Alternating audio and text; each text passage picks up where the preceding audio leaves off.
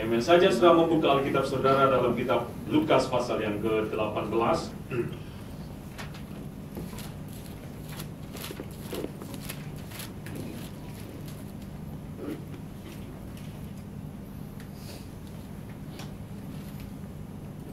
Beberapa bulan ini kita berbicara yaitu tentang hikmat Tuhan. Nah, minggu yang lalu saya berbicara bahwa kita harus menjadi seorang manajer yang bijaksana. Saya bicara tentang the wise manager. Orang manajer yang bijaksana, bahwa setiap kita ini adalah manajer, dan sebagai seorang manajer kita ini punya tanggung jawab. Sebagai seorang manajer kita juga akan menerima upah. Nah, saya akan khotbah pagi ini dalam Lukas pasal yang ke-18. Kita akan baca bergantian ayat 1 sampai dengan ayat yang ke-8. Saya akan berbicara pagi ini tentang apakah yang Tuhan cari. What is God looking for? Lukas pasal yang ke-18.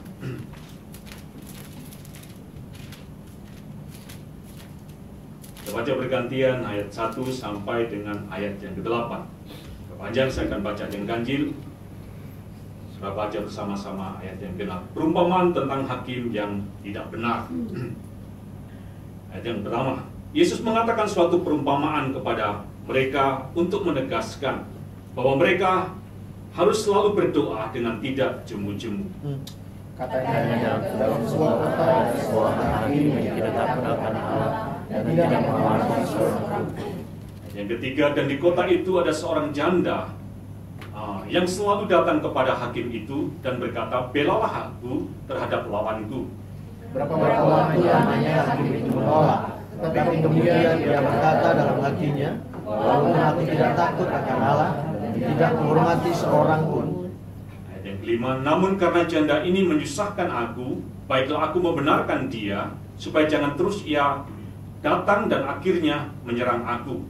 Kata Tuhan, camkanlah apa yang dikatakan hakim yang lalim itu. Ayat yang ketujuh, tidakkah Allah akan membenarkan orang-orang pilihannya yang siang malam berseru kepadanya, dan adakah ia akan mengulur-ulur waktu sebelum menolong mereka? Aku berkata kepadamu, ia akan segera membenarkan mereka, akan tetapi jika anak manusia itu datang, adakah ia mendapati iman di bumi? Amen. Saudaraku, dalam Lukas pasal yang ke-18 kita baca di sini Yesus memberikan satu perumpamaan tentang hakim yang tidak benar. Dalam satu perumpamaan itu ada satu pernyataan yang artinya disembunyikan.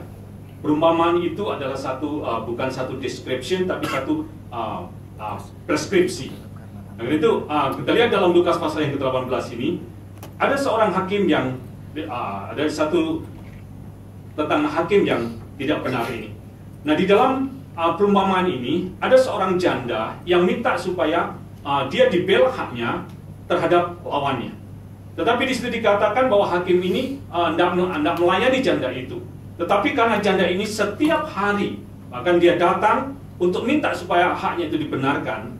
Dalam cerita ini akhirnya hakim yang tidak benar ini atau hakim yang lalim atau yang jahat ini akhirnya dia juga membenarkan membela hak daripada janda ini. Nah, di dalam ayat yang ke-8 itu adalah inti daripada apa yang Yesus ingin sampaikan.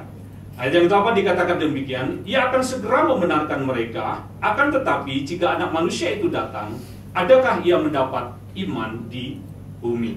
Nah, saudaraku, dalam perumpamaan ini yang Yesus ingin bicarakan yaitu tentang bahwa tentang doa yang tidak jemu-jemu. Bahwa doa yang tidak jemu-jemu atau doa yang tekun, doa yang tidak menyerah itu akan membawa hasil. Nah, doa yang tekun atau doa yang tidak jemu-jemu, doa yang tidak menyerah ini adalah salah satu jenis daripada doa iman.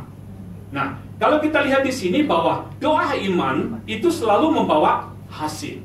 Tetapi dalam ayat yang ke-8, permasalahannya di sini adalah Yesus berkata, waktu aku datang, apakah masih ada iman di bumi ini?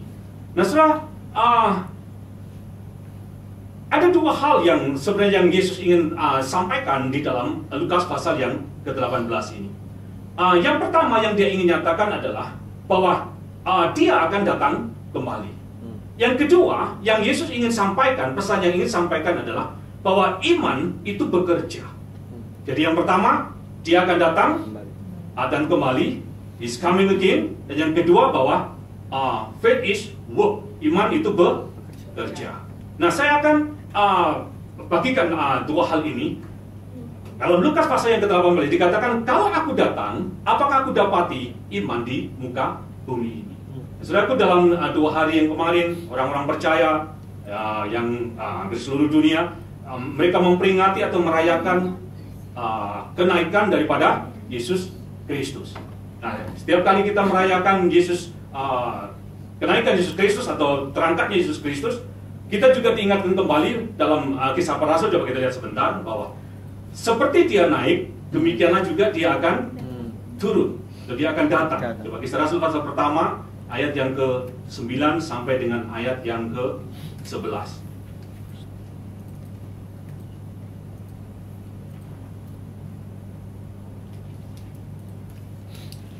Kisah Rasul pasal pertama,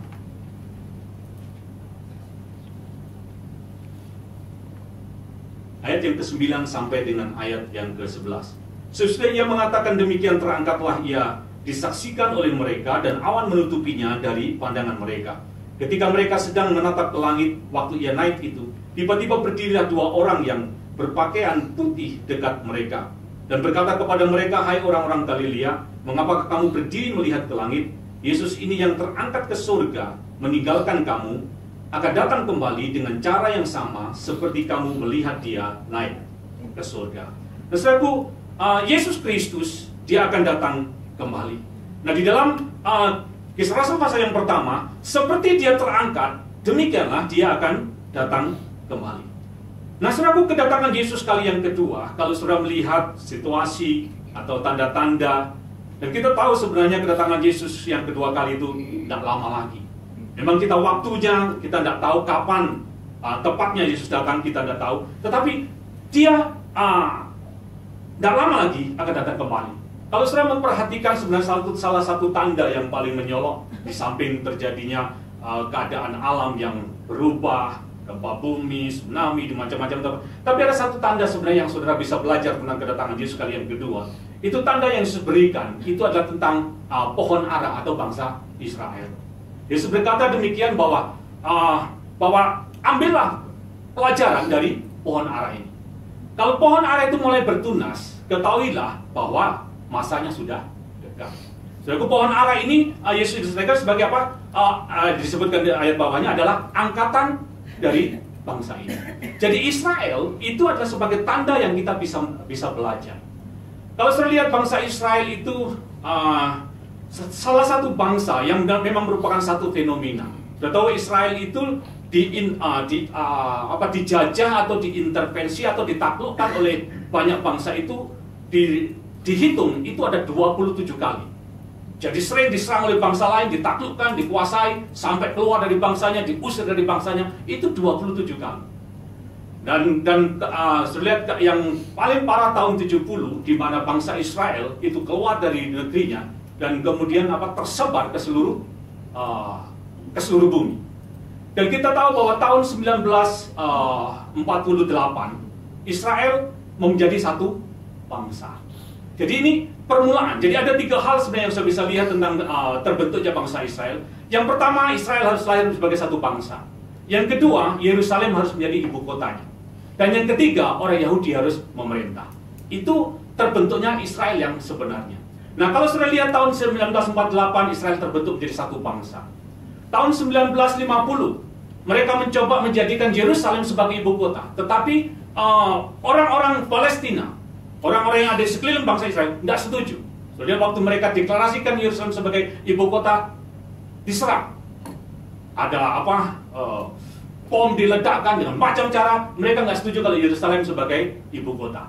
Jadi dari tahun 1948 merdeka, ibu kota Israel bukan di Yerusalem, tetapi di mana? Tel Aviv. Jadi Israel di tahun 1967 dicoba lagi untuk kembali ke Yerusalem sebagai bangsa, tidak disetujui. Sampai tahun 2009 baru Amerika setuju kalau Yerusalem Timur dengan Yerusalem Barat menjadi satu dan dibentuk sebagai ibu kota atas Israel. Nah, saudaraku, sekarang Israel sudah terbentuk sebagai satu bangsa dan Yerusalem sudah menjadi ibu kota daripada bangsa Israel. Dan yang ketiga, orang Yahudi harus memerintah. Sudah lihat terjadi pergantian pemimpin yang sekarang yang dipimpin oleh Benyamin Netanyahu, dia adalah orang Yahudi. Dan kita tahu bahwa Yesus berkata, kalau angkatan ini sudah terbentuk, maka kesudahan dari dunia ini tidak lama lagi. Atau kedatangan Yesus kali yang kedua itu tidak lama lagi. Jadi saudaraku, kalau sudah melihat tanda-tanda kedatangan Yesus kali yang kedua, itu udah tidak lama lagi. Coba bilang Yesus akan datang. Saudaraku, tidak lama lagi Yesus akan datang kembali. Dan kedatangan Yesus kali yang kedua ini, itu di dalam Alkitab itu dengan jelas. Bahkan kalau dalam Alkitab dengan tegas, dengan jelas bahwa dia akan datang kembali. Saya memang nggak tahu kapan waktunya dia datang, tetapi Yesus itu pasti datang. Nah, dalam Kisah Rasul pasal yang pertama ayat yang ke-9 dan sebelah tadi katakan bahwa dia akan datang seperti bagaimana dia naik. Nah, waktu dia naik, dikatakan dia naik dan dia naik ke awan-awan. Dan malaikat berkata seperti cara itulah dia akan datang. Jadi kedatangan Yesus kali yang kedua itu sama seperti bagaimana dia naik. Nah, kedatangan Yesus kali yang kedua ini sekali di dalam Alkitab, sedikit saja. Memang kita nggak tahu waktunya kapan, tapi kalau saya lihat kronologisnya itu dijelaskan. Saya akan jelaskan sedikit tentang kedatangan Yesus kali yang kedua ini sebelum saya masuk pada poinnya. Jadi saya antar saudara, ini belum khotbah saya, ini baru introduction. Saudaraku, kedatangan Yesus kali yang kedua itu ada dua tahap. Tahapan yang pertama itu Yesus datang di awan-awan. Jadi Kisah Rasul pasal pertama tadi dikatakan bahwa seperti dia naik, demikianlah dia akan turun. Coba kita lihat dalam Kisah 1 Tesalonika pasal 4, saya bandingkan. 1 Tesalonika pasal 4. 1 Tesalonika pasal 4.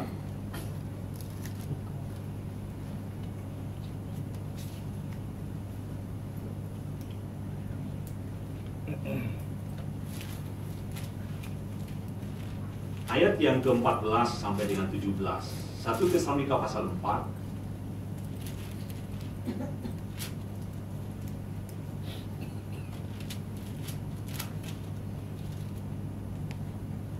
Ayat yang ke-14 sampai dengan ayat yang ke-17.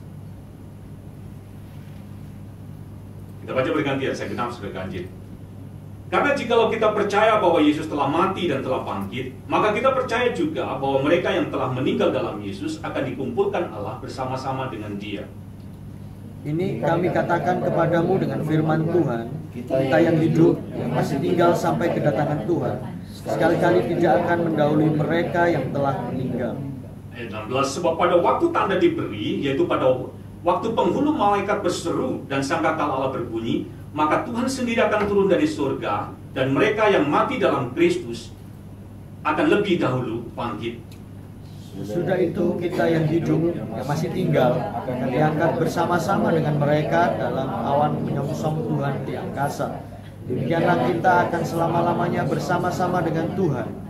Amen. Sesudah ayat yang kedua dikatakan, sesudah itu kita yang hidup yang masih tinggal akan diangkat bersama-sama dengan mereka dalam awan menyongsong Tuhan di awan-awan. Jadi kedatangan Yesus yang kedua itu ada dua tahap. Tahapan yang pertama yaitu Yesus datang di awan-awan. Nah, pada waktu Yesus datang di awan-awan ini, apa yang terjadi waktu Yesus datang di awan? Di sini dikatakan bahwa orang-orang yang telah meninggal, yaitu orang-orang percaya yang telah meninggal, mereka akan dibangkitkan. Mereka akan dibangkitkan dan mengenakan tubuh yang baru, dan kemudian orang-orang percaya yang belum meninggal, mereka akan diubahkan, atau ini yang kita sebut dengan yang namanya rapture. Jadi ini terjadi pada waktu Yesus datang di awan-awan. Dan pada waktu Yesus datang di awan-awan, ya kita yang telah meninggal dibangkitkan, orang percaya diubahkan, dan di situ kita masuk ke dalam, minggu yang lalu saya sharekan sedikit, kita masuk ke dalam satu pengadilan yang namanya bema, atau pengadilan menerima upah, atau yang kita dalam kitab Wahyu disebut dengan di sana, setelah kita menerima upah, di situ kita masuk ke dalam pernikahan anak domba. Nah, apa yang terjadi di bumi waktu kita bertemu Yesus di awan-awan, kita masuk dalam pesta perkawinan anak domba. Sebab di bumi yang terjadi adalah yang disebut dengan tribulation atau masa aniaya. Karena dalam kitab Tesalonika dikatakan sampai sekarang ada yang menahannya. Tetapi ketika yang menahannya itu diangkat, maka antikris itu menyatakan diri. Jadi penderitaan atau tribulation itu terjadi waktu gereja Tuhan, yaitu yang merupakan objek daripada anugerah Tuhan ini diangkat, maka anugerah Tuhan sudah nggak ada lagi, antikris bekerja. Jadi terjadi masa aniaya selama 7 tahun. Jadi ini yang terjadi pada pada waktu masa aniaya 7 tahun, di sini bangsa Israel itu dikepung oleh bangsa-bangsa. Kalau saya lihat di dalam ada satu ayat, coba saya tunjukkan satu ayat yang bisa bantu saudara. Dalam kitab 2 Tesalonika pasal yang kedua.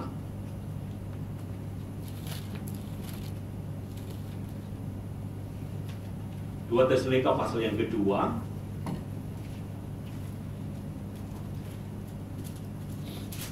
Bantu sudah sebentar, 2 Tesalonika pasal yang kedua, ayat yang ke-8.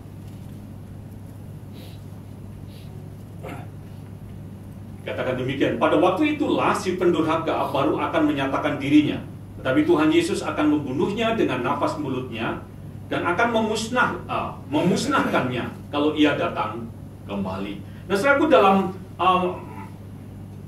masa 7 tahun terjadi masa antikristus atau masa aniaya ini atau tribulation ini, di mana orang-orang Israel itu diserbu oleh bangsa-bangsa lain. Nah, pada akhir daripada tribulation yaitu 7 tahun, di situ orang Israel mereka mulai berseru, mereka mengalami kesesakan yang hebat dan mereka berseru. Dan pada waktu itulah Yesus datang, bukan lagi di awan-awan, tetapi dia datang dan kakinya menginjakkan di bukit Zaitun. Itu kedatangan Yesus yang kedua kali. Jadi tahapan pertama dia di awan-awan, tapi tahapan kedua dia datang di menginjakkan kakinya di bukit Zaitun. Coba kita lihat dalam Zakaria pasal 4. Saya bantu saudara untuk informasi sebentar saja. Zakaria pasal yang keempat ayat yang pertama.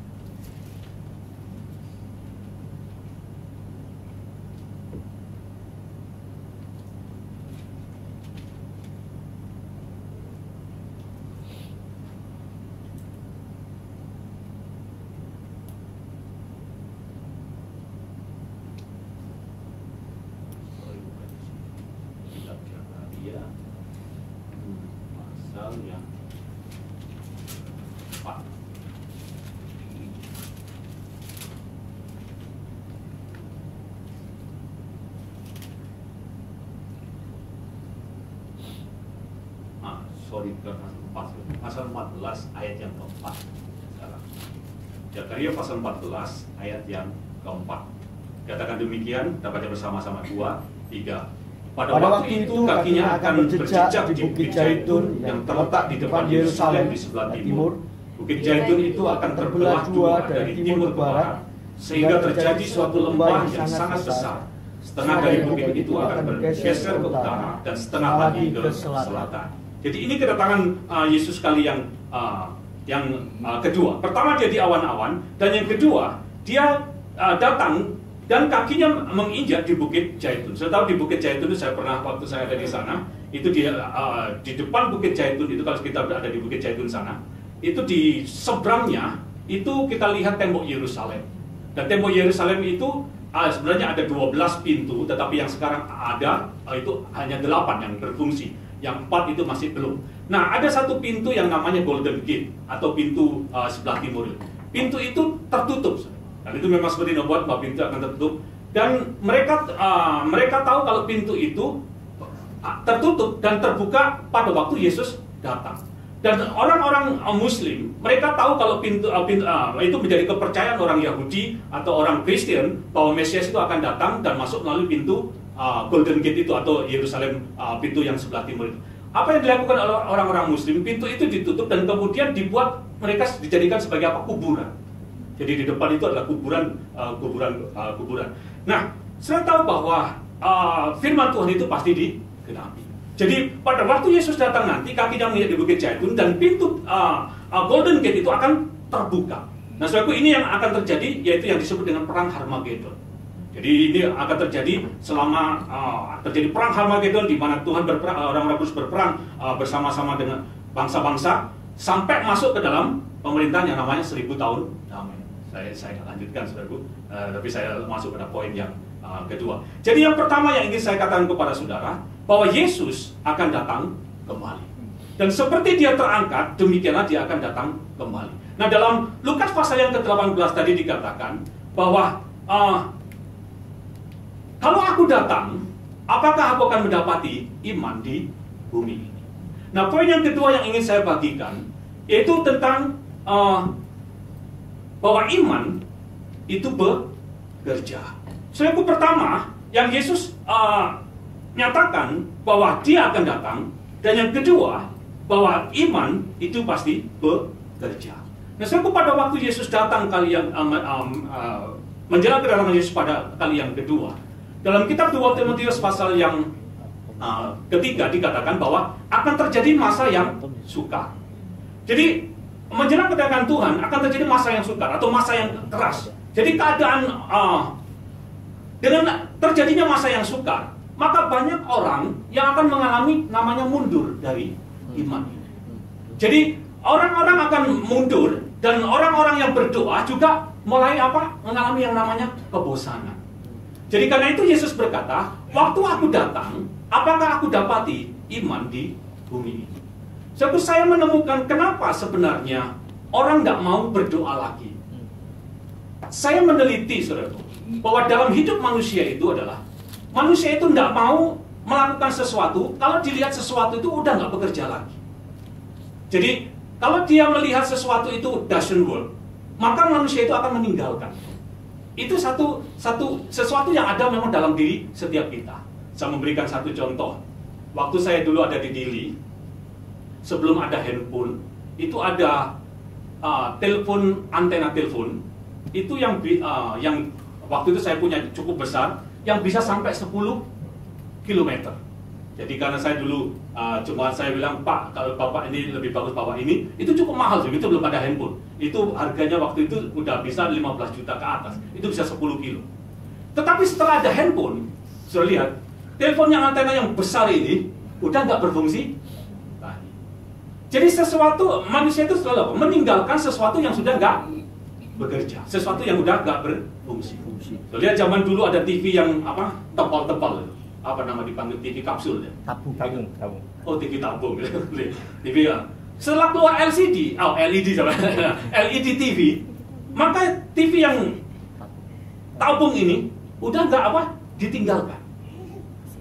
Jadi manusia itu selalu punya kecenderungan, kalau sesuatu itu udah nggak bekerja, maka itu akan ditinggalkan. Ini adalah kecenderungan dalam diri manusia. Di rumah-rumah dulu ada AC window ya, AC window ya. Setelah ada AC split, maka yang window itu sudah nggak digunakan lagi. Itu kecenderungan manusia. Saya menemukan kenapa orang percaya itu nggak mau berdoa lagi, nggak ingin berdoa, karena mereka melihat mereka berdoa, tapi doa tidak ada hasilnya. Doa tidak bekerja. Kenapa kita nggak mau berdoa lagi ketika kita membutuhkan sesuatu dan kita nggak berdoa? Karena kita melihat kita berdoa nggak ada hasilnya. Karena itu akhirnya nggak mau berdoa lagi. Jadi manusia itu punya kecenderungan dalam meninggalkan sesuatu yang tidak bekerja. Tapi saya mau katakan pada saudara dalam Lukas pasal yang ke-18. Di sini Yesus menunjukkan bahwa doa itu bekerja. Doa itu ada hasilnya. Karena itu Yesus berkata, dia memberikan satu ilustrasi tentang seorang janda yang minta dibenarkan kepada hakim yang tidak benar. Karena dia setiap kali dia datang, dia minta untuk dibenarkan. Akhirnya hakim yang jahat itu, hakim yang nggak benar itu, akhirnya membenarkan dia juga. Saya pun doa yang dengan tekun, doa yang tidak menyerah, doa yang dikatakan di sini yang terus menerus, atau yang Yesus sebut dengan doa iman ini, itu akan membawa hasil. Karena itu kenapa kita berdoa dan kita tidak melihat hasil? Karena sebenarnya kalau saudara perhatikan, karena kita tidak tahu caranya berdoa. Dalam kitab Yakobus dikatakan, kamu berdoa dan kamu tidak menerima karena kamu salah berdoa. Jadi kalau kita tidak tahu caranya berdoa, atau kita salah berdoa, maka kita nggak akan lihat hasilnya. Tapi yang ingin saya katakan, bahwa doa itu ada hasilnya. Doa iman itu ada hasilnya. Nah, karena saya ingin menunjukkan kepada saudara, bagaimana kita melihat doa iman itu bekerja. Atau bagaimana cara kita berjalan atau hidup dalam iman ini. Nah, saya akan menunjukkan kepada saudara, apa itu sebenarnya iman itu. Apa itu doa iman itu? Apa itu iman? Saya akan tunjukkan pada saat kita lihat dalam Ibrani pasal yang ke-11. Bagaimana cara kita berdoa dengan iman? Pertama saya ingin tunjukkan kepada saudara definisi daripada iman itu. Apa itu iman? Nah, dalam Alkitab, kalau dictionary tentang iman, itu ada di Ibrani pasal 11 ayat yang pertama. Itu adalah di dalam Alkitab yang menjelaskan definisi daripada iman. Ibrani pasal 11. Jadi Ibrani 11 itu seperti diksionarinya untuk iman. Ibrani pasal 11 ayat yang pertama. Saya ingin bahas ini. Ibrani pasal 11 ayat yang pertama. Coba kita baca bersama-sama. Mungkin boleh ditampilkan dalam bahasa Inggrisnya. Iman adalah dasar dari segala sesuatu yang kita harapkan. Kita baca bersama-sama. 2, 3. Iman adalah dasar dari segala sesuatu yang kita harapkan dan bukti dari segala sesuatu yang tidak kita lihat. Dalam terjemahan bahasa Inggris dikatakan begini, now faith is the substance of things hoped for, the evidence of things not seen. Nah, sudah lihat di situ dikatakan now faith is, dan kemudian of things hoped for, dan kemudian yang kedua adalah thing not seen. Nah, saya ingin jelaskan kepada saudara, apa itu iman? Iman dikatakan di sini sekarang iman adalah dasar dari semua yang kita harapkan dan bukti dari segala sesuatu yang tidak kita lihat. Nah, saudara, ada dua elemen iman yang kita perlu perhatikan di sini. Nah, yang pertama, kalau saya lihat di situ dalam boleh tetap ditampilkan, Evan, di Ibrani pasal 11 ayat 1. Ada dua elemen penting yang kita harus perhatikan. Yang pertama, itu adalah thing hoped for dengan thing not seen. Atau yang kita harapkan, hal-hal yang kita harapkan, dan hal-hal yang tidak kita lihat. Nah, ada dua elemen iman yang penting ini. Jadi yang pertama, saudara harus perhatikan tensesnya. Kalau saudara mengerti tensesnya, saudara bisa hidup dalam iman. Jadi ada dua hal. Yang pertama, itu adalah tensesnya. Yang kedua, itu adalah sense atau panca indera. Jadi dua hal ini saudara perhatikan. Jadi pertama di situ katakan now faith. Ini tentang tense-nya. Now faith is the substance of things hoped for. Jadi now faith present, things hoped for itu future. Jadi saudara lihat tenses-nya, waktunya. Jadi untuk memahami iman, pertama saudara harus mengerti tenses, mengerti waktu ini. Kalau saudara mengerti, saudara tahu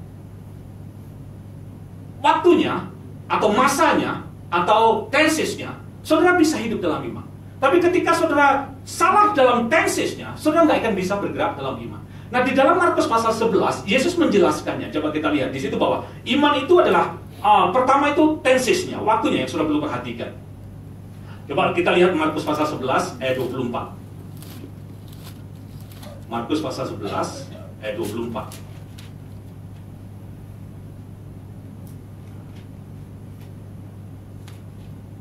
Markus 11 ini ayat yang sangat terkenal. Markus 11 ayat 24. Kita baca bersama-sama. 2, 3. Karena itu aku berkata kepadamu, apa saja yang kamu minta dan doakan, percayalah bahwa kamu telah menerimanya, maka hal itu akan diberikan kepadamu. Boleh tampilkan dalam bahasa Inggrisnya.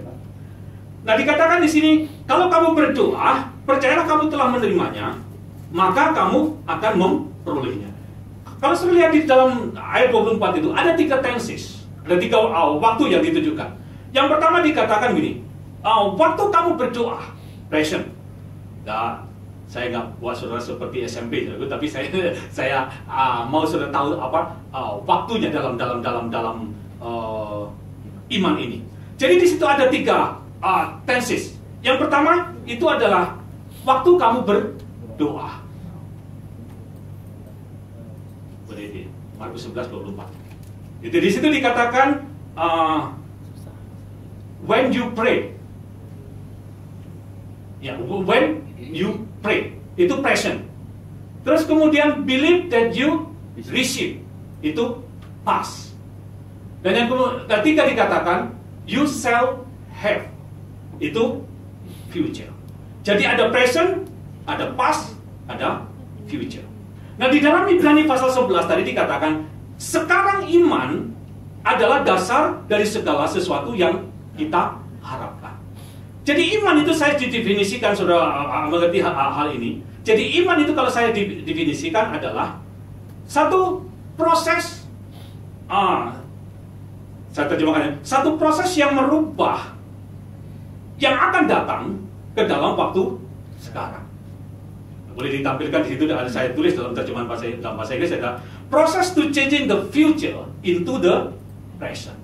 Itu adalah tensesnya, itu adalah iman. Jadi satu proses yang merubah yang akan datang, yaitu pengharapan yang akan datang itu ke dalam waktu sekarang.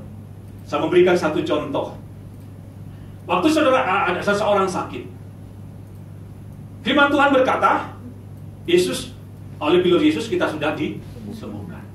Jadi kita iman itu adalah merubah yang akan datang ke dalam waktu sekarang. Jadi ketika kita sakit, kita percaya bahwa oleh bilur Yesus kita sudah disembuhkan. Keadaan sekarang masih sakit, tapi iman itu adalah yang future, yang kesembuhan yang belum kelihatan ini, yang akan datang itu, yang kita harapkan itu, kita terimanya sekarang. Jadi waktu kita sakit, kalau kita bergerak dalam iman, kita tahu bahwa kita telah sembuh. Nah, nanti saya akan tunjukkan tentang metodenya iman atau metodologi daripada iman itu. Jadi iman itu adalah satu proses yang merubah sesuatu yang akan datang ke dalam waktu sekarang.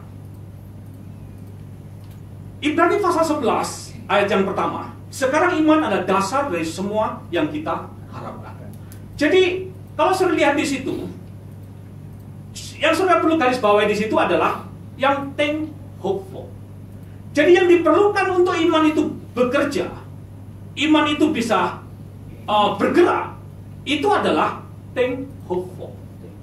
Jadi hal yang kita harapkan atau pengharapan itu adalah hal yang sangat penting.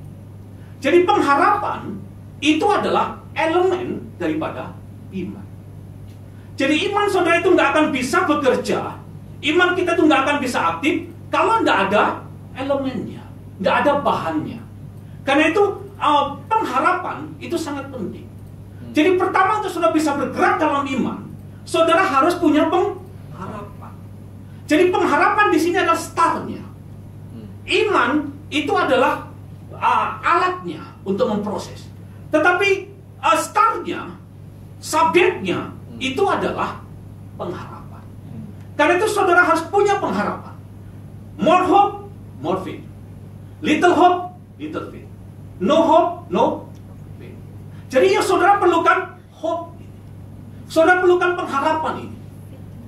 Apa itu pengharapan? Pengharapan satu kerinduan, satu keinginan. Ini yang kita perlukan. Jadi saudara harus punya pengharapan. Kalau saudara nggak punya pengharapan, saudara nggak akan bisa hidup dalam iman. Karena itu yang kita perlukan itu adalah hope ini, pengharapan ini, elemen daripada iman ini. Jadi kita perlukan pengharapan ini. Nah, dari mana pengharapan itu datang? Dalam kitab, coba kita lihat sebentar dalam pengharapan itu datang melalui logos atau semua yang tertulis. Roma pasal 14. Roma 15 ayat yang keempat. Roma 15 ayat yang keempat.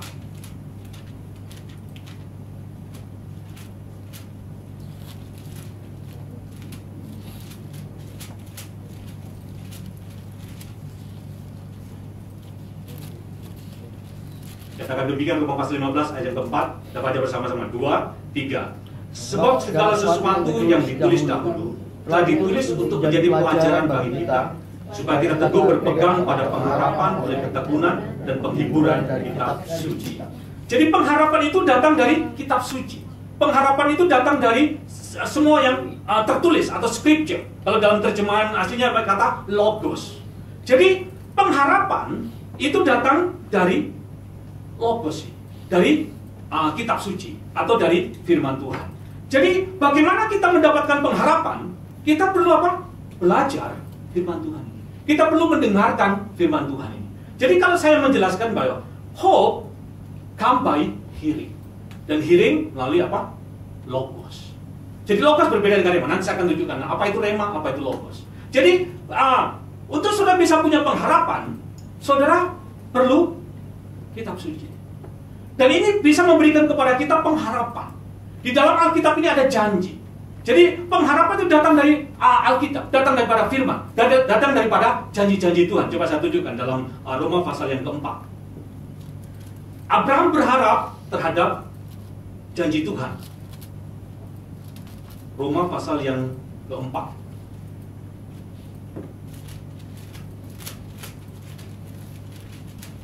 Roma pasal 4 ayat yang ke-18 sampai 21.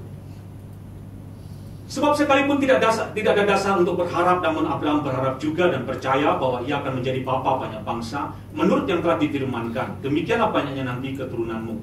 Imannya tidak menjadi lemah walaupun ia mengetahui bahwa tubuhnya sudah sangat lemah, karena usianya telah kira-kira 100 tahun, dan bahwa rahim Sarah telah tertutup. Ayat 20 kita baca bersama, 2, 3. Tetapi terhadap janji Allah ia tidak bimbang karena tidak percaya, malah ia diperkuat dalam imannya dan memuliakan Allah. Nah, sebenarnya di sini Abraham punya pengharapan karena dia punya janji. Jadi pengharapan itu datang dari Alkitab. Pengharapan itu datang dari firman Tuhan. Pengharapan itu datang dari janji. Jadi pengharapan itu datang daripada logos. Nah, sebenarnya pengharapan itu bukan iman. Pengharapan belum sampai pada iman. Karena itu ada orang yang belajar Alkitab, temukan janji Tuhan, kemudian dia mencoba untuk apa? Mengklaim janji Tuhan itu, dan seringkali enggak ngalaminya. Karena belum sampai pada belum iman. Pengharapan bukan iman. Kita bisa punya pengharapan waktu baca Alkitab, kita punya pengharapan. Tapi pengharapan itu bukan iman. Saya memberikan satu contoh. Saudara pernah mendengar satu kesaksian dari seorang hamba Tuhan yang namanya Betty Baxter. Pernah mendengar? Di tahun 95 ini sangat dikenal. Saudara bisa buka saja YouTube Betty Baxter. Saya tahu Betty Baxter ini, dia dari lahir cacat. Dia lumpuh, dia terbaring di rumah sakit, dia semua tangannya udah nggak berbentuk, dia dilahirkan dalam keadaan yang cacat. Orang tuanya sudah berusaha dia bawa ke rumah sakit dengan berbagai macam cara berobat, tapi tidak ada pengharapan. Sampai usia 19 tahun, 11 tahun. Usia 11 tahun, dokter angkat tangan. Dokter give up. Dia berkata begini, kami sudah tidak bisa buat apa-apa untuk anak kamu.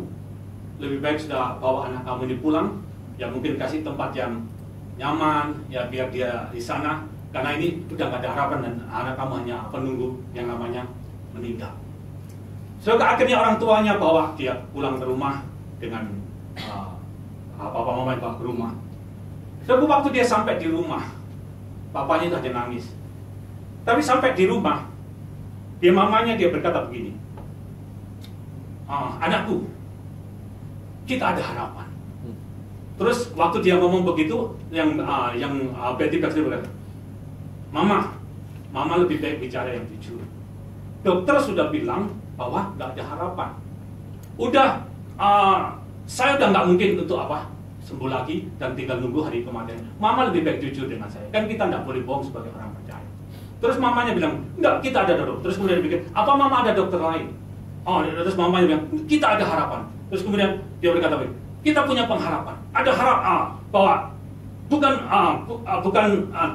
manusia, pengharapan ini bukan manusia, tapi ada seseorang yang memberikan pengharapan kepada kita. Dia berkata, Yesus. Jadi mamanya ini dia percaya bahwa Yesus bisa menyembuhkan anaknya. Nah, waktu Betty Baxter mendengar itu, saudaraku, dia timbul pengharapan dalam dirinya. Dia mamanya mulai cerita bahwa Yesus menyembuhkan orang sakit, Yesus bangkitkan orang mati.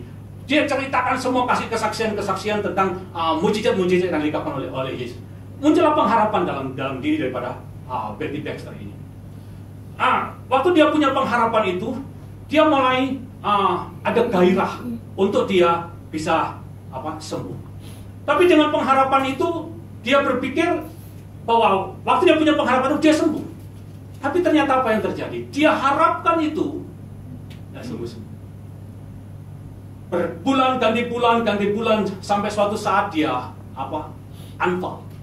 Dia udah sesak, udah bisa bernafas lagi, udah keringat dingin semuanya, dia berpikir dia meninggal. Tapi ternyata dia nggak meninggal juga. Terus kemudian dia mulai ngomong sama Yesus begini, Tuhan, saya percaya kamu sembuh, kamu bisa menyembuhkan. Saya percaya kamu dapat menyembuhkan, dan saya percaya kamu mau menyembuhkan. Saya percaya, tapi saya kok nggak sembuh-sembuh. Dia confused antara iman dengan pengharapan. Dia belum sampai iman, baru sampai di pengharapan. Terus kemudian waktu dia berbicara, dia frustasi dengan frustasinya, saudaraku. Kemudian dia tertidur, terus mamanya datang lagi, mulai cerita tentang karena sudah lama ditunggu, ternyata nggak sembuh-sembuh juga. Akhirnya mama ini ganti topik, dia cerita tentang Yerusalem baru. Bagaimana di Yerusalem baru?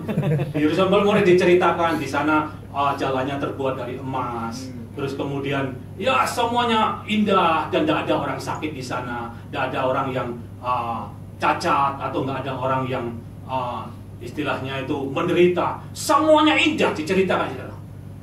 Akhirnya Betty Baxter ini mengharapkan untuk dia bisa segera pergi ke Yerusalem. So, dia harapkan itu. Dia harapkan untuk dia. Terus dia ngomong sama Yesus, Yesus, kalau kamu memang nggak mau menyembuhkan saya, kalau memang saya nggak bisa sembuh, Yesus bawa saya sekarang ke tempat di mana engkau berada. Doanya berubah. Jadi dia mengharapkan itu, akhirnya dia minta supaya dibawa ke sana, di mana udah nggak ada orang sakit lagi. Yesus diem, tidak ada jawaban. Dia tunggu lama. Nah, suatu saat dia dapat satu penglihatan. Nah, Betty Baxter ini mendapat satu penglihatan. Dia melihat tentang surga. Dia melihat tentang surga di mana tidak ada orang yang sakit, tidak ada orang cacat. Pokoknya seperti yang firman Tuhan itu bilang. Terus kemudian di situ ada satu sungai yang mengalir yang begitu indah. Dan kemudian waktu Betty Baxter melihat itu, dia ingin menyeberang ke sana. Karena dia pikir kalau dia menyeberang ke sana, udah nggak ada orang yang sakit. Waktu dia mau menyeberang ke sungai itu untuk ke tempat di mana yang nggak ada orang sakit, dia sudah kata, Betty, no, jangan kamu. Itu dalam penglihatan, dalam mimpinya. Betty, no, kamu jangan. Kamu jangan menyeberang. Saya akan menyembuhkan kamu. Tapi dia sudah berkata, saya akan menyembuhkan kamu. Dia nggak menyeberang, saudaraku. Akhirnya dia tetap sakit. Nah, waktu dia menunggu, suatu saat dia anfal lagi, sesak. Udah dia bilang dia seperti masuk ke dalam satu tempat yang sangat dingin, yang udah nggak itu, udah.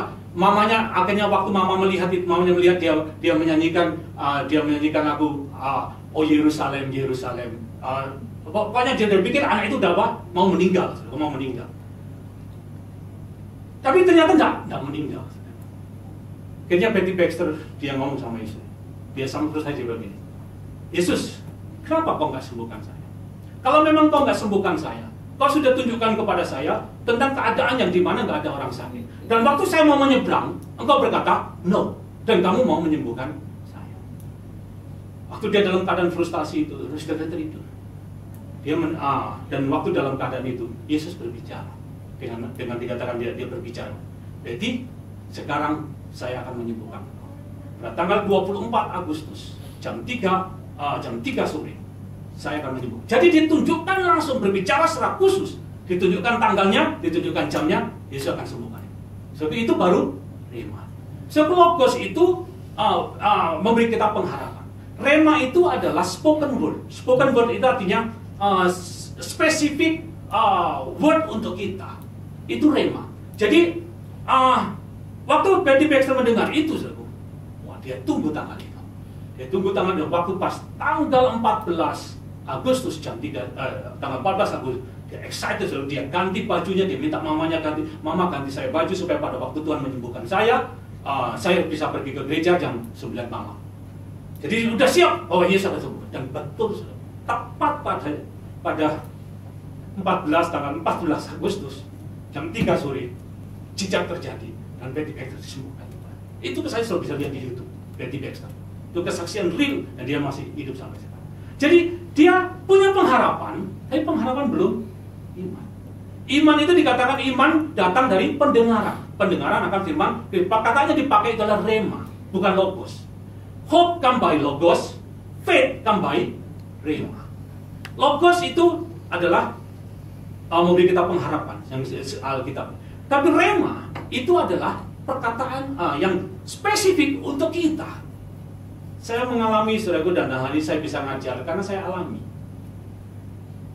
Waktu saya sekolah Alkitab, saya mengalami masa yang sangat sulit waktu Pak Alek memutuskan untuk jadi sekolah dibiayai, tapi makan dari sendiri. Saya sudah lepas dari orang tua saya, nggak mau ganggu orang tua saya, jadi saya hidup sendiri. Nah, waktu diputuskan itu, saya betul-betul nggak bisa makan. Saya pernah cerita saudara, saya satu hari kadang hanya minum air saja. Bukan hanya satu hari, bisa 2 hari, bisa 3 hari. Cuma minum air. Waktu saya hanya bisa makan kadang-kadang, kalau hari Rabu, pas yang disebut dengan family aftar, itu yang saya tunggu. Jadi kalau saya sekolah waktu saya di Surabaya, kalau pas hari Rabu, wah itu saya senang sekali. Karena saya akan pergi ke sana dan ada sepotong roti atau kadang-kadang ada sepiring nasi. Saya mengalami masa-masa yang sulit. Saya baca Alkitab, waktu saya sekolah Alkitab, saya baca Alkitab, saya pertama bertobat, saya baca 6 pasal. Waktu saya sekolah Alkitab, saya baca 15 pasal, 25 pasal, bahkan sampai 40 halaman. Tadi saya pernah mengalami mata saya sampai nggak bisa melihat lagi dulu. Dan saya bilang, Tuhan, saya nggak mau pakai kacamata, dan saya nggak suka pakai kacamata, saya nggak mau mata saya rusak. Saya berseru, saya jerit, dan akhirnya melihat lagi. Jadi, ya karena terlalu banyak baca. Jadi, saya punya firman. Saya hafal, saudaraku, ayat-ayat Alkitab. Memang ayatnya nggak hafal, tapi perkataannya hafal. Saya hafal. Alkitab bilang, dikit Tuhan pelihara, bunga pagung Tuhan hiasi, anak Allah Tuhan pelihara. Tuhan gembalaku, takkan kekurangan aku. Tentang penyediaan Tuhan, saya tahu semua. Saya punya semua spiritnya. Dan saya punya pengharapan. Saya percaya sama Tuhan, Tuhan, saya anak Allah, Tuhan pasti kasih makan saya. Saya setiap hari saya berdoa. Saya ngambil jam 2 pagi saya udah bangun, saya bangun doa dalam roh 3-4 jam. Kemudian saya melakukan satu pengakuan iman, keliling Manyar Sindaru, saya keliling, saya mulai katakan, burung pipit Tuhan pelihara, bunga pagung Tuhan di sana Allah, saya lebih berharga, Tuhan pasti pelihara saya, dan saya hari ini makan.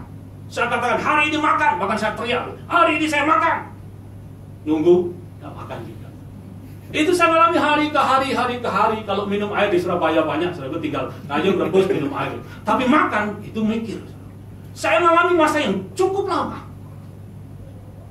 Karena itu saya sudah terbiasa, karena itu lambung saya sudah nggak besar sampai sekarang nggak mungkin sudah udah terbatas. Jadi sudah biasa nggak makan saya.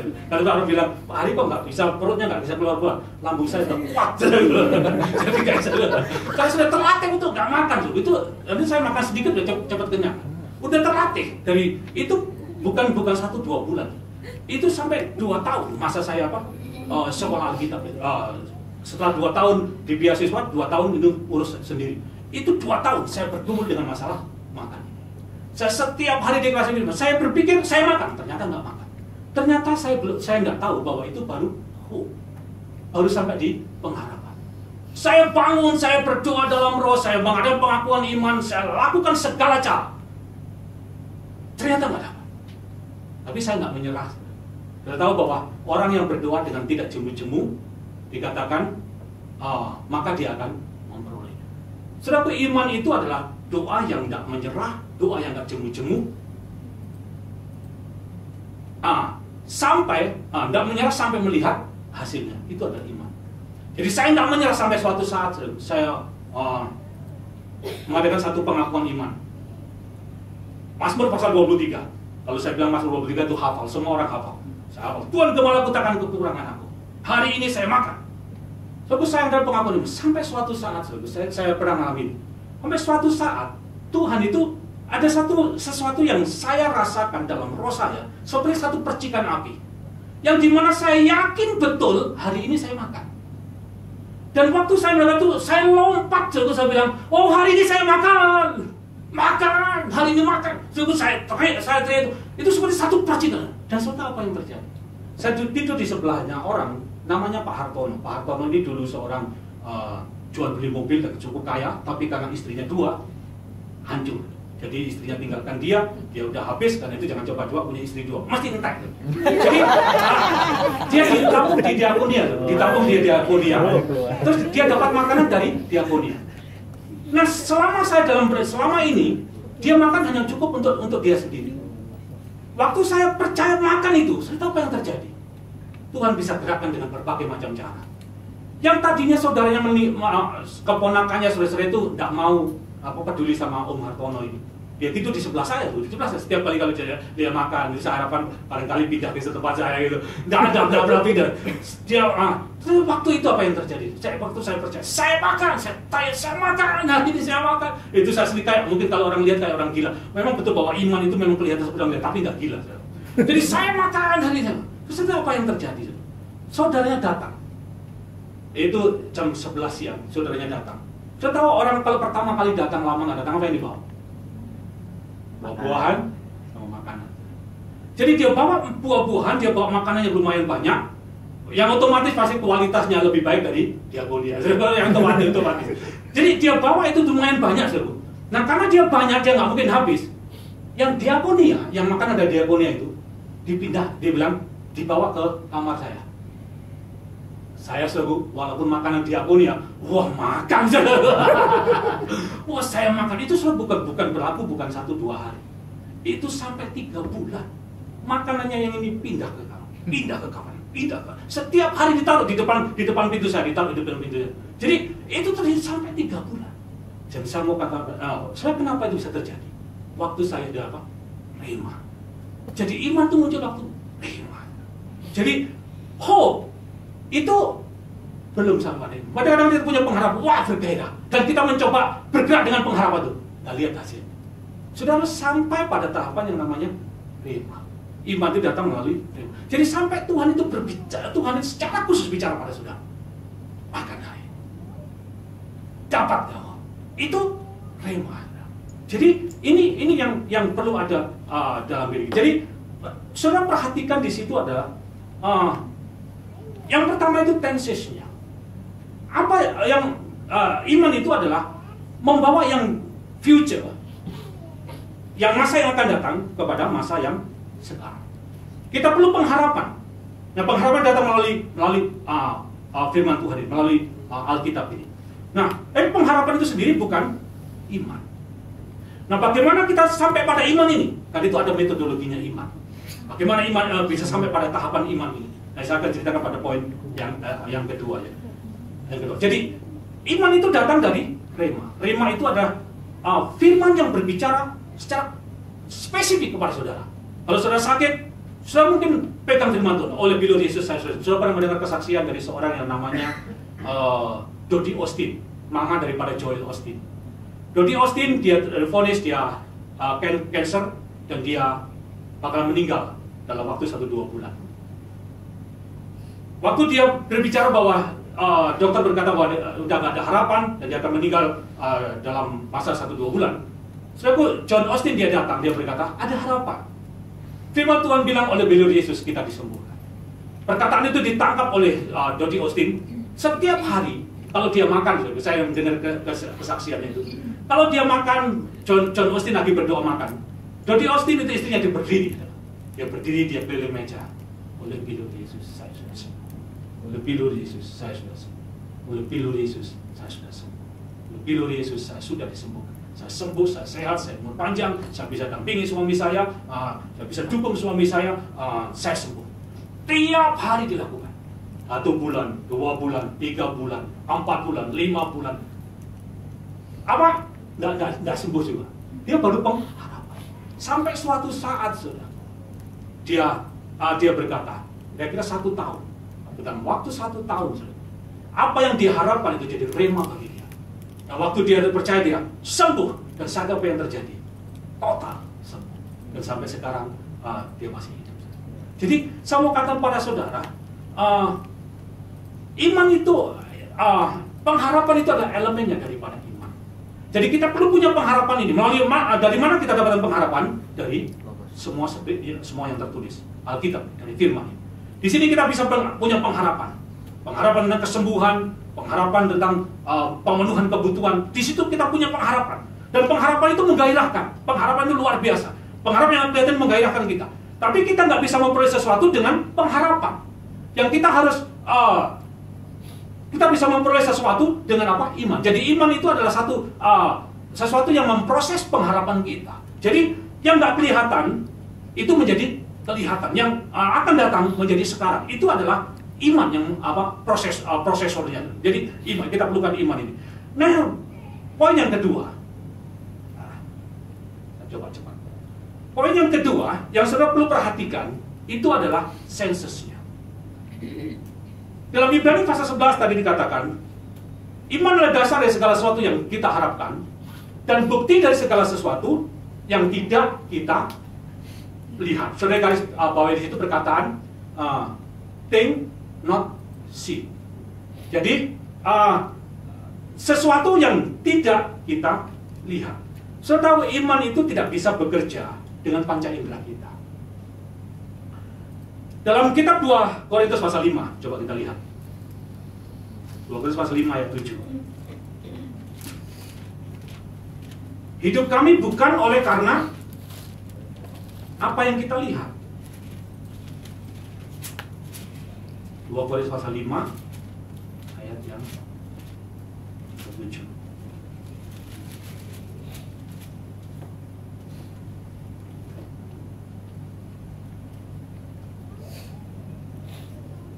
Kita baca bersama. 2, 3. Sebab hidup kami ini adalah bukan karena melihat. Jadi adalah hidup karena percaya, bukan karena melihat. Jadi senses kita itu sangat penting.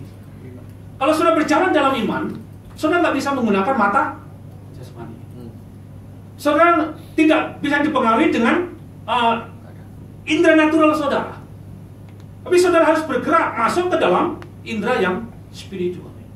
Jadi senses ini sangat penting. Jadi iman itu nggak hidup bergantung kepada panca indera jasmani. Tapi iman ini harus bergerak dengan indera yang rohani. Nah, kalau saudara lihat di sini dikatakan, saudara garis bawah di perkataan things not seen. Karena saya ngajak saudara lihat perkataan things. Things itu adalah hal. Saudara, hal, kalau kita bicara tentang things atau hal, itu adalah sesuatu yang real. Baik itu kelihatan atau nggak kelihatan, kalau things itu adalah real. Ya, nggak kelihatan atau kelihatan, things itu real. Nah, saya ingin menunjukkan kepada saudara bahwa sesuatu yang tidak kelihatan bukan berarti sesuatu itu tuh nggak ada. Sesuatu yang tidak kelihatan bukan berarti sesuatu itu nggak real. Saya memberikan satu contoh. Signal atau gelombang. Gelombang itu things, dia nggak kelihatan, tapi kita nggak bisa, sudah nggak bisa loh, tapi real. Jadi sesuatu yang nggak kelihatan bukan berarti sesuatu itu nggak ada atau sesuatu itu nggak real. Atom nggak kelihatan. Kalau mungkin sudah pakai senjata biasa coba tembak atom, tapi sudah perlukan apa untuk bisa tembak atom? Sudah perlukan apa? Tembak yang ada mikroskopnya baru bisa tembak dengan tembak. Jadi sesuatu kan itu perlukan alat yang khusus. Jadi begitu juga saudara dengan iman ini. Iman itu bergerak percaya kepada sesuatu yang tidak kelihatan. Nah, yang tidak kelihatan bukan berarti tidak ada, bukan berarti tidak real. Dan saya ingin tunjukkan kepada saudara di dalam Alkitab ini bahwa hal yang tidak kelihatan itu justru semua yang kelihatan itu berasal dari yang tidak kelihatan. Ibrani pasal 11, coba kita lihat. Sekarang saudara lihat mana yang lebih real atau mana yang lebih powerful, yang kelihatan atau yang nggak kelihatan. Ibrani pasal yang ke-11 Ayat 1 sampai dengan ketiga. Iman adalah dasar dari segala sesuatu yang kita harapkan dan bukti dari segala sesuatu yang tidak kita lihat. Sebab oleh imanlah telah diberikan kesaksian kepada nenek moyang kita. Ayat yang ketiga kita baca bersama-sama. 2, 3. Karena iman kita mengerti bahwa alam semesta telah dijadikan oleh firman Allah. Sehingga apa yang kita lihat telah terjadi dari apa yang tidak dapat kita lihat. Jadi katakan yang kelihatan justru terjadi dari yang tidak kelihatan. Mana yang lebih powerful? Yang kelihatan dan yang nggak kelihatan? Kelihatan. Jadi yang tidak kelihatan bukan berarti tidak ada, bukan berarti tidak real. Nah, senses kita itu harus diperhatikan. Waktu saudara bergerak dalam hidup, saudara nggak bisa bergerak dengan panca indera natural saudara, tapi saudara harus bergerak dengan panca indera rohani. Nah, karena itu dikatakan di bawah Ibrani pasal 11, yang tidak kelihatan justru yang membuat yang kelihatan. Kalau saya ajak saudara bayangkan sebentar tentang imajinasi sebentar. Kalau saudara lihat sesuatu barang, apa ya? Handphone ini aja lah. Oh, handphone bagus. Handphone ini. Saudara tahu dibentuk dari mana handphone ini? Pertama dari mana? Yang namanya imajinasi. Saudara lihat gedung ini. Semua dibentuk dari apa pertamanya? Dari imajinasi. Jadi saudara itu semua yang kelihatan itu sebenarnya terjadi dari yang enggak kelihatan. Nah, saya bandingkan satu ayat lagi, coba kita lihat. Paulus berkata begini, yang kelihatan itu justru temporary, tapi yang nggak kelihatan itu justru 2 Korintus 4 ayat 18. Nanti Paulus berkata, aku memperhatikan justru yang nggak kelihatan. Coba kita lihat 2 Korintus pasal yang keempat. 2 Korintus 4 ayatnya yang ke-18. Kita baca bersama-sama 2, 3. Sebab kami tidak memperhatikan yang kelihatan, melainkan yang tidak kelihatan. Karena yang kelihatan adalah sementara, sedangkan yang tidak kelihatan adalah kekal. Nah, saya lihat yang kelihatan justru temporary, sementara saja. Sudah tahu bahwa langit dan bumi ini semuanya akan lenyap. Semuanya akan lenyap. Dia akan masuk dalam yang spiritual. Jadi yang kelihatan itu justru sementara, yang nggak kelihatan itu justru kekal. Jadi yang ingin saya katakan pada saudara di sini, senses saudara itu sangat penting.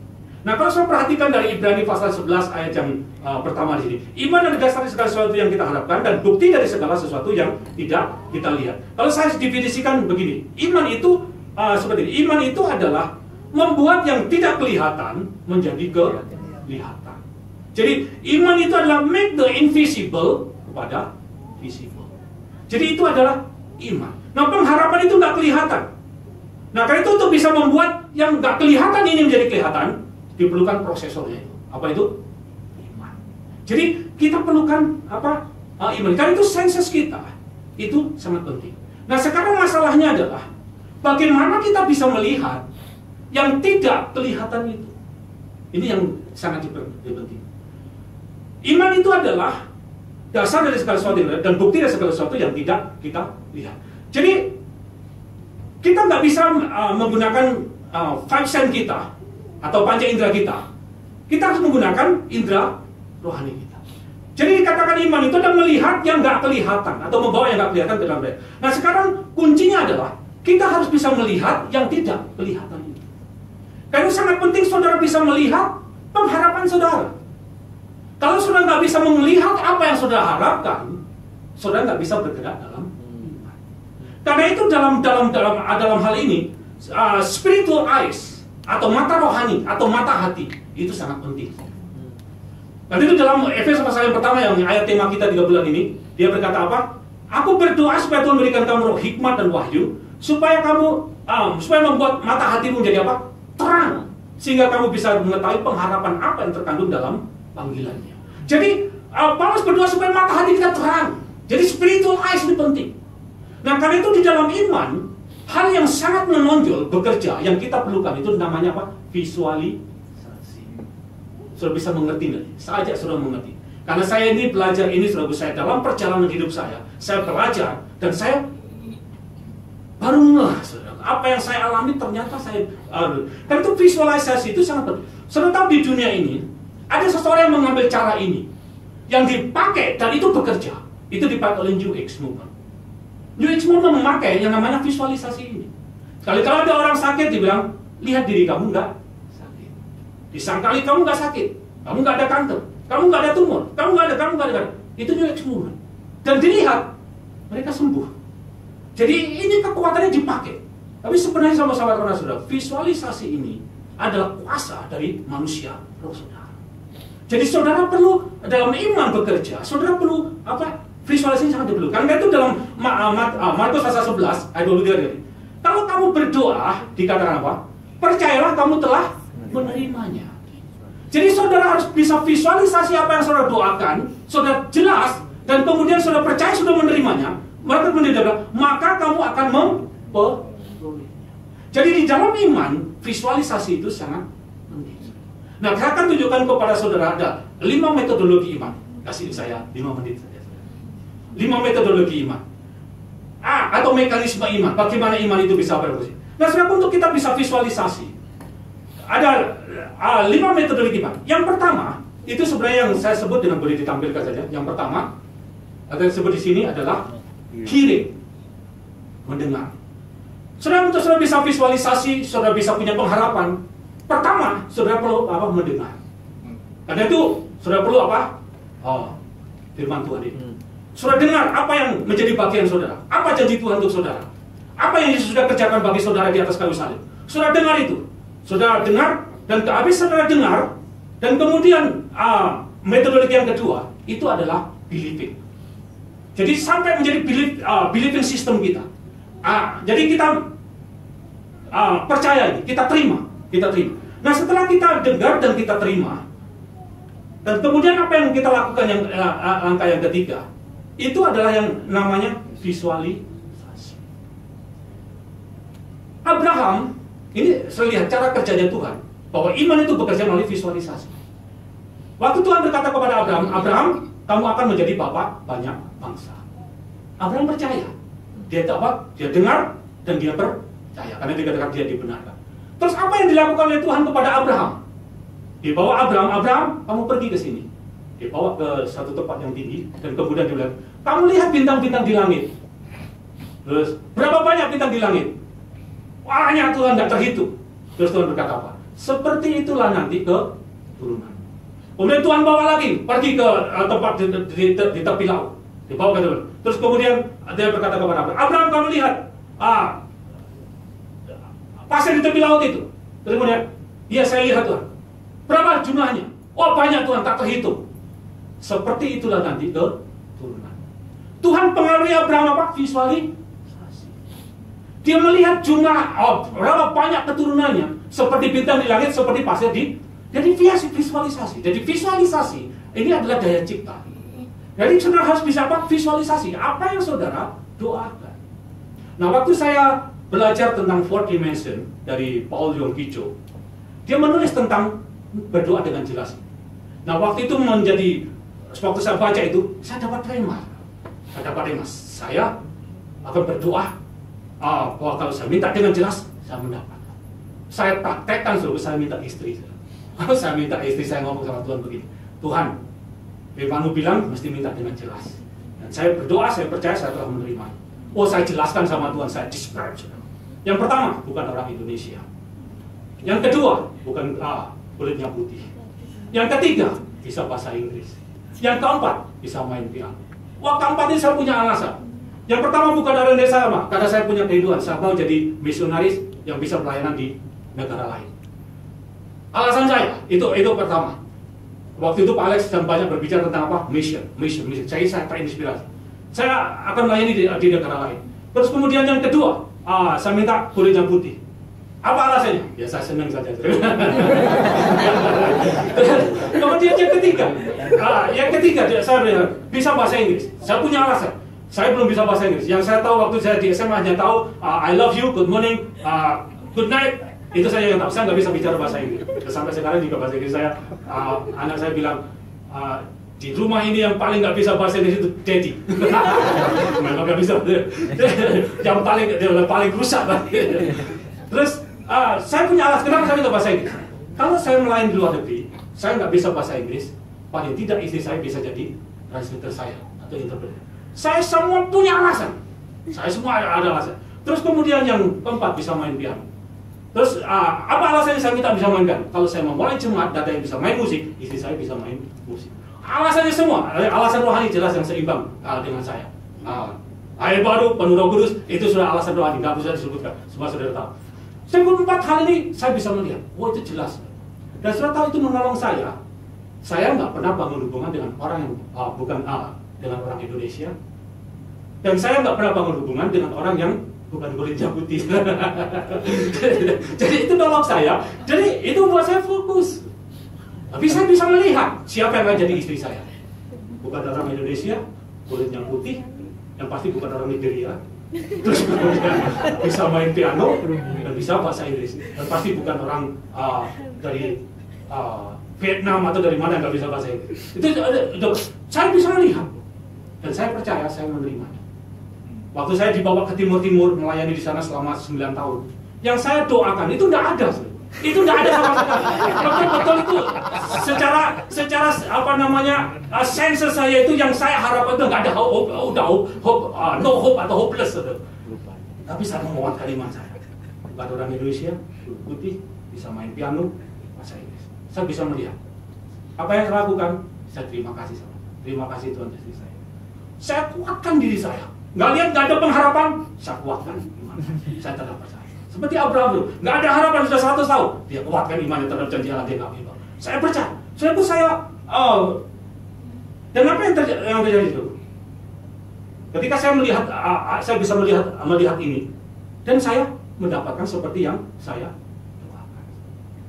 Yonggi Jo pernah cerita tentang seorang yang berdoa minta sepeda warna hitam, made in Amerika. Terus kemudian dia minta meja kursi terbuat dari kayu mahoni. Dia jelas, dia minta dan dia dapat. Jadi saudara harus visualisasi itu sangat penting. Saudara bisa melihat apa yang saudara doakan.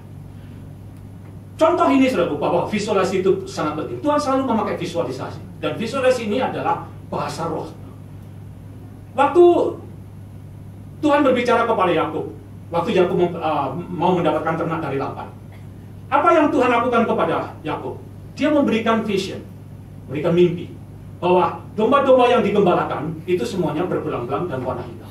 Dan waktu dia mendapatkan mimpi itu, dia mendengar, dia percaya. Apa yang dia lakukan oleh Yakub? Dia ambil pohon hawar, dibuat-buat berbelang-belang, ditaruh di depan di mana kambing domba ini makan dan minum. Dia gunakan visualisasinya, dia pakai visualisasinya. Dia bertindak dan dia visualisasi, dan apa yang terjadi? Setiap kali binatang itu dikata domba yang putih-putih itu, karena dia melihat yang hawar ini, yang berbelang-belang ini, melahirkan juga yang berbelang-belang. Sudah visualisasi itu bahasa iman.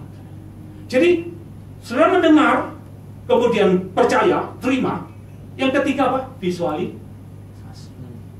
Waktu Tuhan berbicara kepada Yusuf, dia juga pakai visualisasi. Jadi semua harus lihat. Karena itu Yesus berkata, Markus pasal 11, itu adalah kuncinya sebenarnya tentang dalam berdoa. Kalau kamu berdoa, percayalah kamu sudah menerima. Bagaimana kita percaya sudah menerima kalau kita nggak melihat barangnya? Saudara harus bisa lihat apa yang saudara minta itu. Jadi baru kemudian Yesus berkata, maka kamu akan menerimanya. Jadi visualisasi. Yang keempat metodologi iman itu adalah confession. Jadi setelah saudara mendengar, percaya, visualisasi, terus apa? Confession. Karena itu dikatakan iman itu dikatakan, inilah kami memiliki roh iman yang sama. Kami percaya, sebab itu kami berkata-kata. Dengan hati percaya engkau dibenarkan, tapi dengan mulut mengaku kamu diselamatkan. Ada banyak sudah mendengar tentang orang berbicara tentang the power of confession. Tapi dalam Alkitab yang berkata bahwa metode iman, metodologi iman itu mendengar, percaya, visualisasi, kemudian mengucapkan, memperkatakan. Dan itu memperkatakan itu apa yang sudah ucapkan itu adalah yang akan mencipta dalam dunia yang kelihatan. Nah, yang kelima, yang metodologi yang kelima itu adalah acts atau bertindak.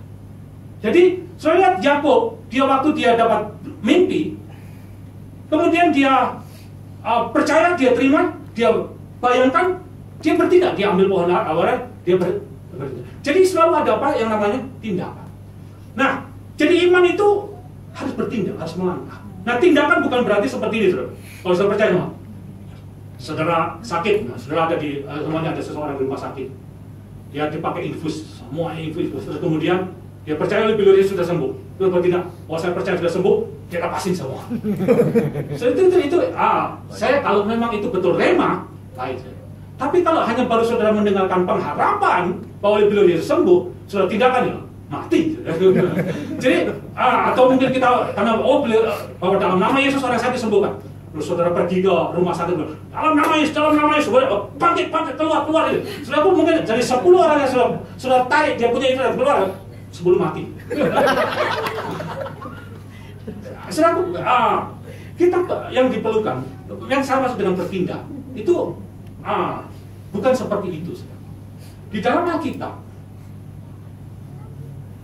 ada waktu Paulus dikatakan begini, waktu dia sementara berkhotbah, kemudian dia melihat ada seseorang yang dikatakan dia memiliki iman untuk disembuhkan.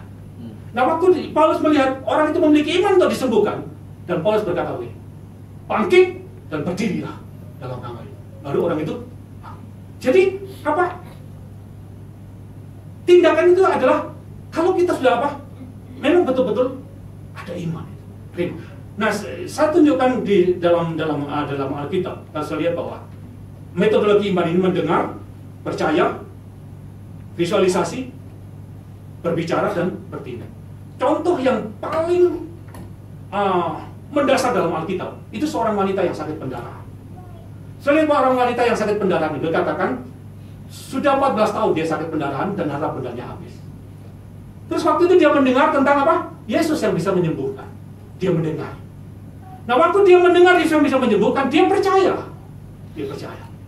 Terus yang ketiga dia mendengar, dia percaya, kemudian dia berkata begini, asal aku jamah saja jubahnya, maka aku akan. Apa yang dilakukan oleh dia? Visualisasi. Waktu aku jamah ujung jubahnya, dia visualisasi. Dan kemudian yang keempat apa? Dia berkata, waktu aku jamah, aku. Jadi dia berkata. Terus kemudian yang kelima, dia bertindak. Dari mana? Dia tunjukkan, dia bertindak. Dikatakan dia seorang kusta. Sudah orang kusta itu tidak bisa keluar karena itu dia ditaruh di satu tempat yang istilahnya itu apa namanya? Diisolasi. Tapi dia karena dia mendengar, dia percaya, dia punya visualisasi dan dia memperkatakannya, dia tunjukkan tindakan. Apa dia lakukan? Dia bertindak, dia katakan dia keluar dari tempat isolasi itu dan dia mencoba dengan bagaimana caranya untuk menjamah jubah Yesus. Saudara, ini adalah metode iman. Ini adalah mekanisme iman. Jadi iman itu adalah saudara mendengar, percaya, melihat atau visualisasi, terus confession, terus bertindak. Jadi saudaraku, ini metodologinya iman. Jadi ada dua hal yang sangat penting yang saudara perhatikan. Pengharapan saudara. Terus yang kedua adalah sensus saudara. Jadi kita jangan bergantung kepada panca indera jasmani, tapi harus panca indera rohani atau mata hati. Nah, bagaimana kita bisa menggunakan mata hati atau melihat yang nggak kelihatan ini? Nah, karena itu perlunya yang kita perlukan itu adalah visualisasi ini. Jadi sudah bisa melihat yang tidak kelihatan. Karena itu mata rohani kita harus dibuka. Saudaraku, kalau hal ini ada pada kita benar di dalam tensisnya, kita benar dalam sensisnya, maka saudara saya bergerak. Kalau saudara benar dalam tensisnya, tapi salah dalam sensisnya, saudara juga beda. Saudara mungkin benar dalam sensisnya, tapi salah dalam tensisnya, saya juga akan beda. Jadi tensis dengan sensis itu sama.